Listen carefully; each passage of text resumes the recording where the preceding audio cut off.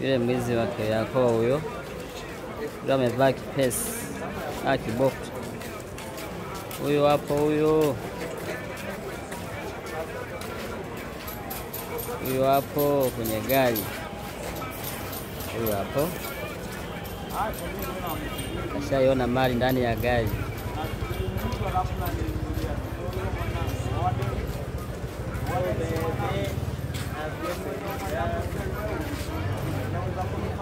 Huyo hapo huyo.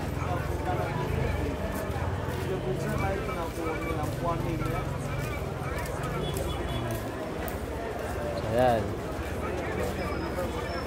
Kashaiona mali ndani ya gari.